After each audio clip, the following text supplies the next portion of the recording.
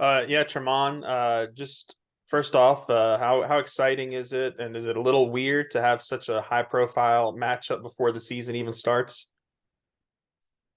No, not really. You kind of, as a team, you kind of want these high profile matchups, especially before the season, just to like test out where you are and where your team is as a whole before the season. So, getting one of these early top matchup teams before the season even starts is pretty good for us just to see where we're at. And I know last year you played alongside Jamal Sheed, who was the AAC Defender of the Year. This year you're going to play alongside Devo. Just how valuable can it be for a team when you've got two sort of really experienced and talented defenders like yourself and Devontae? Just how much pressure does that put on opposing offenses? It can put a lot of pressure on them. Especially coming with the intensity and toughness that me and Devo and the whole team will be coming with on both sides of the basketball. It's just going to be tough for teams now. If they don't match our toughness and energy, it's going to be rough. Scotty? Yeah, Tremont, once you got to campus, what was the coaching staff's points of emphasis for you in terms of maybe growing your game, either offensively or defensively? Uh, I would say the coaching staff really emphasized, me being more vocal, you know, on defense and offense, just being more vocal. Also in practice, being more vocal, just trying to make my teammates around me better. So I just been trying, focus on that. And, just becoming more consistent as an all around player, defense, just shooting, just becoming more consistent in all those areas. How did the vocal part of things go for you? I mean, I think earlier in the year, guys said that you got a lot of personality, but maybe kind of come off a little quiet. How did the vocal part of that go for you? It went good, guys see me in practice and they kind of think I'm a different person when I'm off the floor from on the floor. So I think it's been going pretty good so far. Last thing I've got is you played with some good point guards in the past at Houston, and I'm curious what some traits L. Ellis has that can make him a successful guard in this league. Yeah, he's quick. He can shoot the ball off the dribble, catch and shoot. He can penetrate the defense and kick out to the open defender and open player.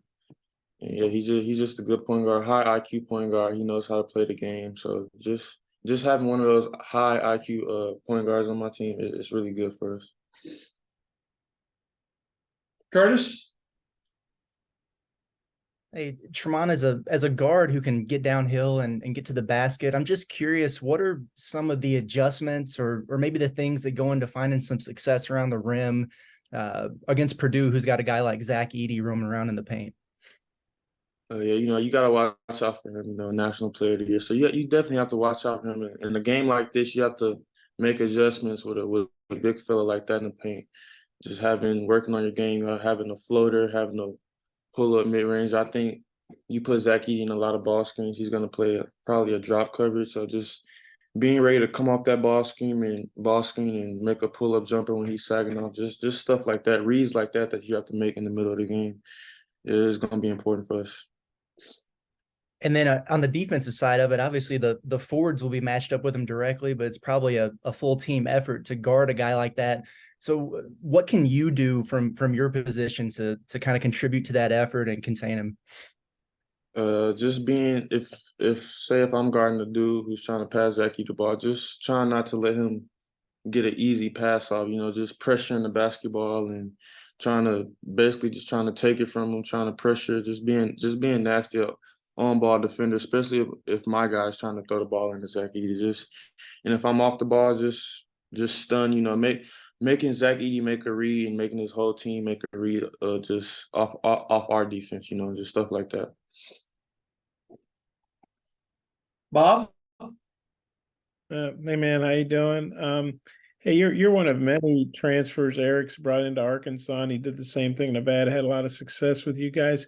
What is it about Eric and maybe the staff and the program that you think attracts so many high level transfers like yourself?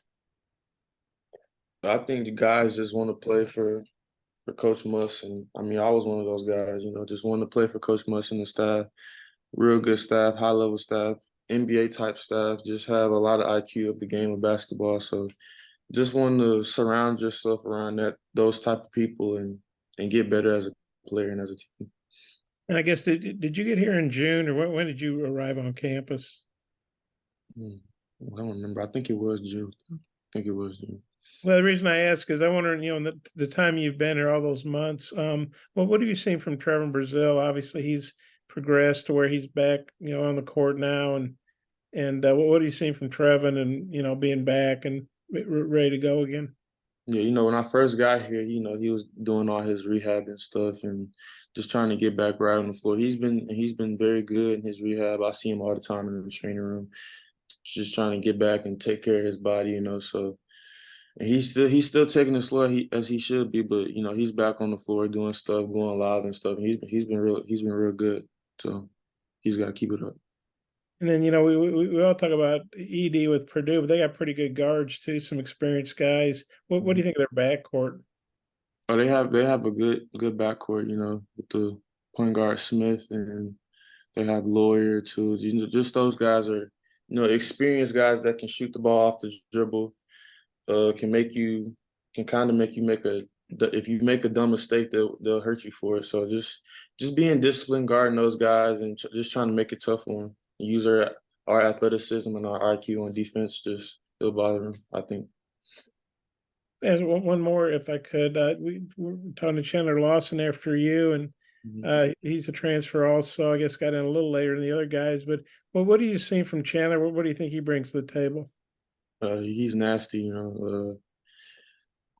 My bad, sorry. You know, another high IQ guy. You know, he comes with a lot of energy in practice, a lot of energy in the games. He just knows what he's doing on the basketball floor. So I think he's a great addition to our team. And he just knows what he's doing out there. That's what I gotta say. Can shoot the three ball as well. You know, he's a good player.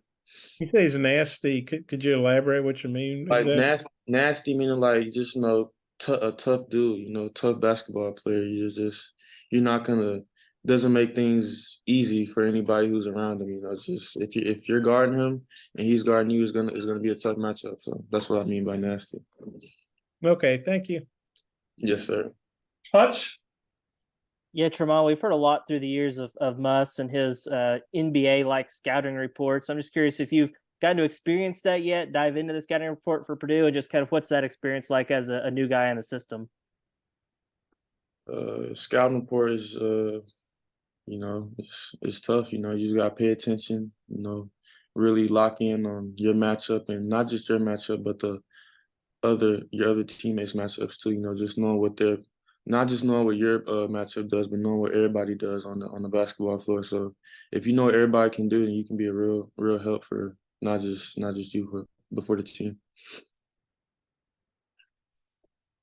Courtney, Yeah, I'm just curious. I know Mike just mentioned it at the top of the Zoom, but you know, you got named to the Jerry West Award watch list today. How does that feel as a player? Can you talk a little bit about, you know, that honor and what you expect from your game this season? It's a nice honor. It's nice to be, you know, recognized as one of those top players in college basketball. But you know, just got to keep working, keep grinding, and just like I've been doing.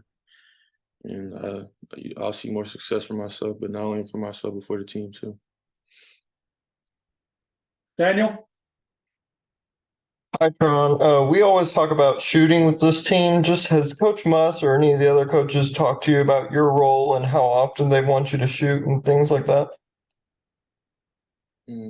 I pretty much have a green light, I think, you know.